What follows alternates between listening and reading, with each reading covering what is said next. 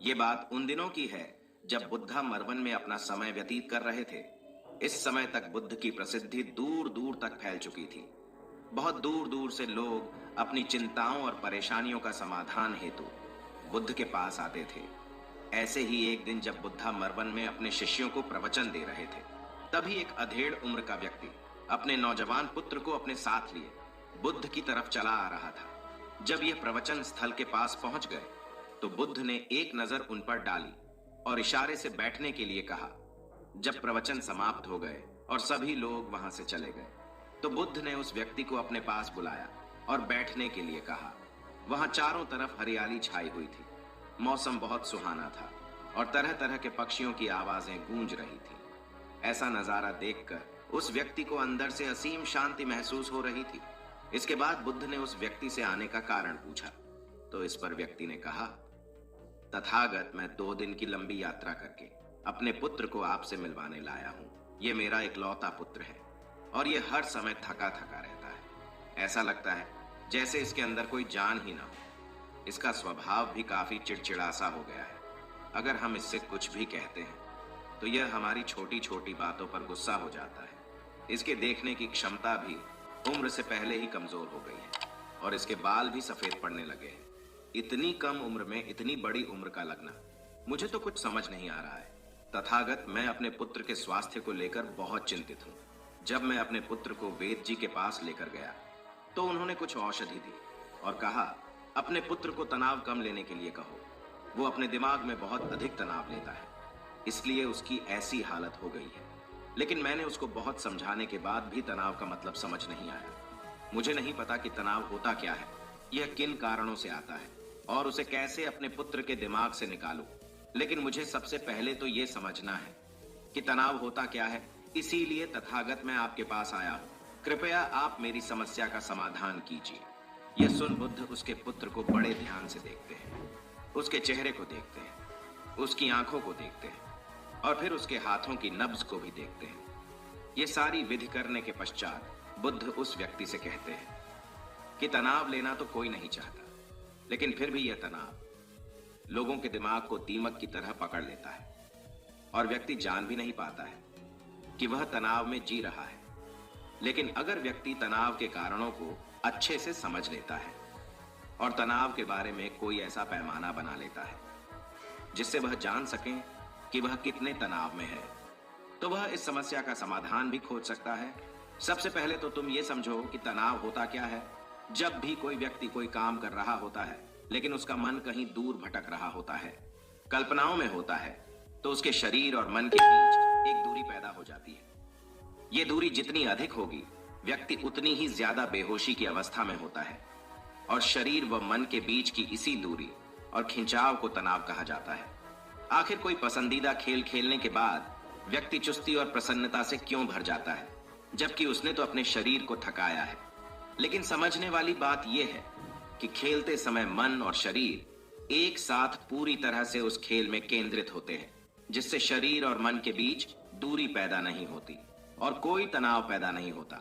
और अगर दिमाग में कोई तनाव था तो वो भी दूर हो जाता है। लेकिन इसके विपरीत, जब हम कोई ऐसा काम करते हैं जो हमें पसंद नहीं है, तो हमारा शरीर तो उस काम को कर रहा होता है, लेकिन हमारा मन कहीं दूर कल्पनाओं में भटक रहा होता है, जिससे शरीर और मन के बीच एक दूरी पैदा हो गई और तनाव ने जन्म ले लिया। इसीलिए व्यक्ति को एक समय पर सिर्फ एक ही काम करना चाहिए और अपने तन और मन की सारी शक्ति उसी एक काम पर लगा देनी चाहिए, जिससे व्यक्ति के अंदर तनाव पैदा ही ना हो। इसके बाद बुद्ध ने कहा, तनाव पैदा होने के मुख्य 8 कारण होते हैं और जिसने इन कारणों को समझ लिया वो जीवन भर तनाव मुक्त रह सकता है। मुख्य कारणों में सबसे पहला कारण है अति महत्वाकांक्षी होना। महत्वाकांक्षी होना अच्छी बात है, लेकिन क्या कभी आपने इस बात पर ध्यान दिया है कि इंसान के लक्ष्य कभी पूरे ही नहीं होते हैं। उसका एक लक्ष्य पूरा हुआ नहीं कि वह दूसरे की तरफ भागने लगता है, दूसरा पूरा हुआ तो तीसरे की तरफ, और इस तरीके से वो अपने लक्ष्यों को पाने के लिए जिंदगी भर गोल गोल घूमता रहता है। इसीलिए जो व्यक्ति अति महत्वाकांक्षी होता है, जिसने बड़े बड़े लक्ष्य बनाए होते हैं, वह वर्तमान में कभी रह नहीं पाता है। उसका मन सदैव भविष्य की योजनाएं बनाने में ही व्यस्त रहता है। उसका शरीर तो वर्तमान में रहता है, लेकिन मन भविष्य में ही रहता है। जिससे मन और शरीर के बीच दूरी पैदा हो जाती है और वह तनाव भरी जिंदगी जीने लगता है। बुद्ध के मुंह से यह बात सुन उस लड़के ने कहा, है बुद्ध, तो फिर इसका मतलब है कि हमें लक्ष्य नहीं बनाना चाहिए, क्योंकि लक्ष्य बनाना भी तो महत्वाकांक्षा ही है। इस पर बुद्ध ने कहा, जीवन में लक्ष्य बनाना कोई गलत बात नहीं है, लेकिन समस्या तब उत्पन्न होती है जब वो अपना पूरा ध्यान उस लक्ष्य से मिलने वाले परिणाम पर ही लगा देते हैं और उसके परिणाम की चिंता करते रहते हैं। व्यक्ति को वर्तमान में जीना आना चाहिए। आप लक्ष्य बनाइए और उस लक्ष्य की प्राप्ति के लिए कड़ी मेहनत करिए, लेकिन साथ ही साथ आपको इस बात का भी ज्ञान होना चाहिए कि आप अभी वर्तमान में जी रहे हैं और वर्तमान ही सत्य है। बुद्ध ने आगे कहा, तनाव का दूसरा सबसे बड़ा कारण है ईर्ष्या करना है। जब व्यक्ति ईर्ष्या और जलन से भर जाता है तो उसका मन अंदर से सड़ने लगता है। ईर्ष्या एक आंतरिक घाव है। आंतरिक घाव यानी मन का घाव। व्यक्ति के शरीर का घाव तो भर सकता है, लेकिन मन का घाव कभी नहीं भर सकता। इसीलिए व्यक्ति को दूसरे की खुशी और तरक्की से कभी ईर्ष्या नहीं करनी चाहिए, क्योंकि ईर्ष्या तनाव का कारण है। इसके बाद बुद्ध ने तनाव का तीसरा कारण बताते हुए कहा कि आरुषिपूर्ण काम न करना, इससे भी मन में तनाव पैदा होता है। जो काम करना हमें पसंद ही नहीं है, जिस काम में हमारी रुचि ही नहीं है, उस काम में हमारा मन लग ही नहीं पाएगा। हमारा शरीर तो वहीं बैठा रहेगा, लेकिन हमारा मन कल्पनाओं की उड़ान भरेगा, जिससे शरीर और मन के बीच दूरी पैदा हो जाती है और व्यक्ति तनावग्रस्त हो जाता है। इसीलिए इंसान को हमेशा अपनी रुचि के अनुसार ही कार्य करना चाहिए।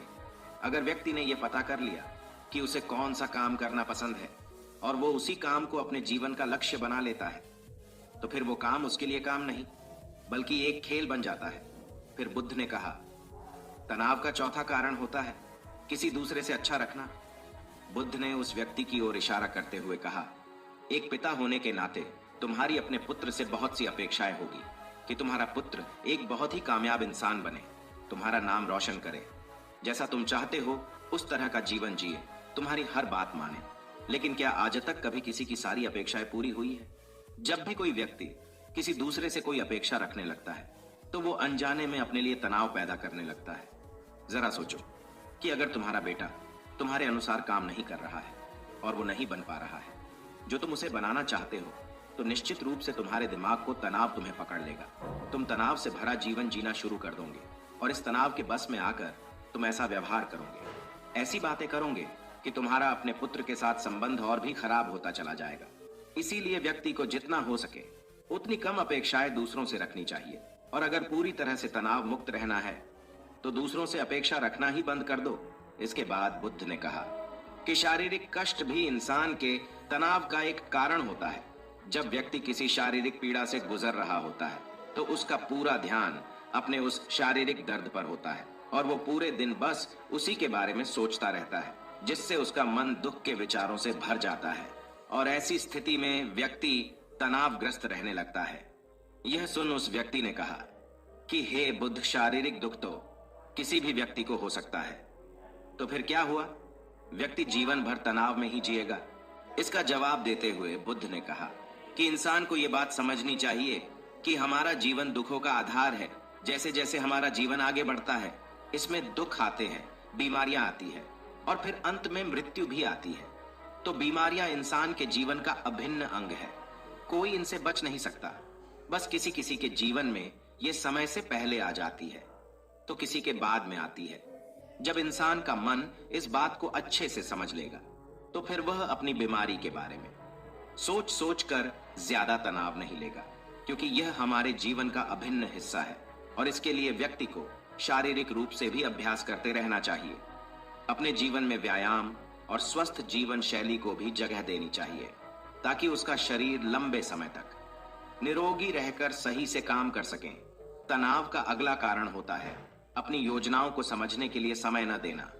कुछ लोगों के दिमाग में कोई विचार आया ही नहीं कि वो बिना सोचे समझे उस पर काम करना शुरू कर देते हैं, और जब उस काम में उन्हें असफलता मिलती है तो वह तनाव से भर जाते हैं, क्योंकि उन्होंने उस काम को शुरू करने से पहले उसके बारे में पूरी जानकारी इकट्ठा नहीं की थी। इंसान को कोई भी काम शुरू करने से पहले उसके अच्छे और बुरे परिणामों के बारे में ठीक से सोच विचार कर लेना चाहिए। इंसान को इस बारे में भी सोच लेना चाहिए कि अगर ये योजना सफल नहीं हुई तो फिर इसके बाद मैं क्या करूंगा? इसलिए व्यक्ति को अपनी योजनाओं को ठीक से समझने के लिए पूरा समय देना चाहिए, ताकि बाद में उस योजना की वजह से तनाव पैदा ना हो।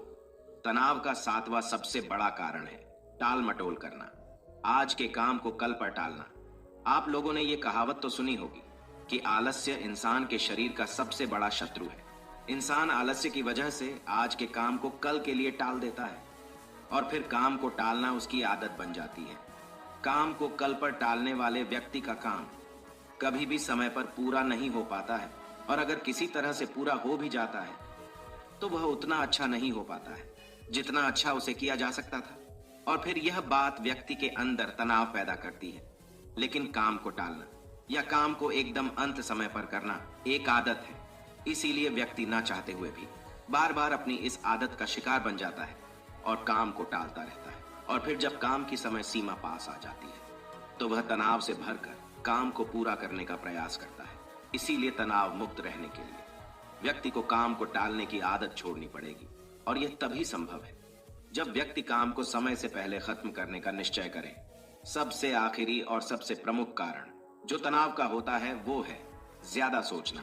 लगातार सोचते रहना भी एक बीमारी है, और यह उस व्यक्ति में सबसे ज्यादा पाई जाती है जो सिर्फ कल्पनाएं करता है, जो अतीत की घटनाओं और भविष्य की बातों के बारे में सोचता रहता है, जो बेवजह के अनुमान लगाता रहता है। इसीलिए व्यक्ति को ज्यादा सोचने की आदत पर लगाम लगाना चाहिए। इसके लिए जितना हो सके खुद को काम में व्यस्त रखना चाहिए और हर दिन ध्यान का अभ्यास करने को अपने जीवन का हिस्सा बना लेना चाहिए।